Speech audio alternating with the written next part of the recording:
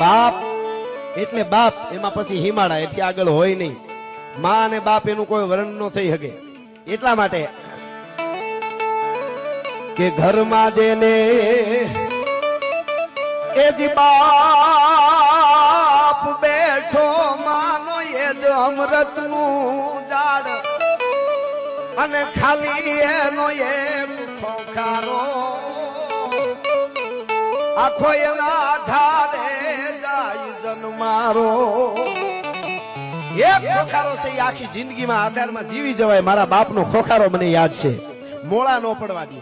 અને દુનિયામાં અમરીશમાં આપણા હેતુ મિત્રો ભાઈબંધ બીજા ત્રીજા હગા વાલા એ હારા હોય ને તો એવું વિચારે કે આપણે આગળ આવીએ, આપણે બહુ આગળ જઈએ, બહુ આગળ જઈએ. બધા એવું વિચારે બહુ આગળ જાય, પણ આપણાથી નહીં, એનાથી નહીં.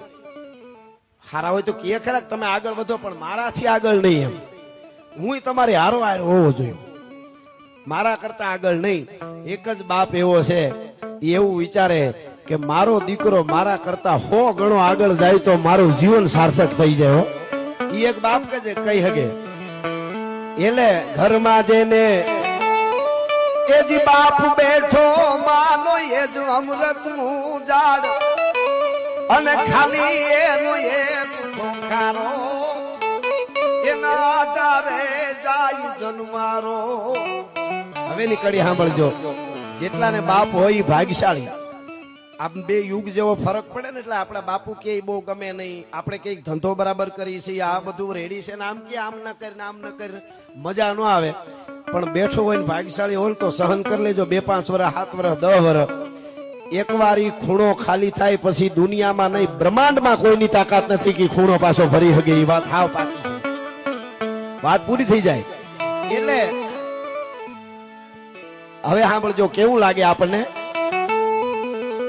કે મરવા સુધી સાયાભાઈ એ જ બાપ મારા ને જાણે આ દુનિયામાં એક જ હતો હું યાર. એ જ મરવા સુધી એ બાપ મારા ને હું એક જ હતો જાણે યાર. અને પછી પોતાનું ઈ પેટ ના ઠારે, બેટાનું જ બહુ વિચારે, પોતાનું ઈ પેટ ના ઠારે, બેટાનું જ બહુ વિચારે. ઘરમાં જેને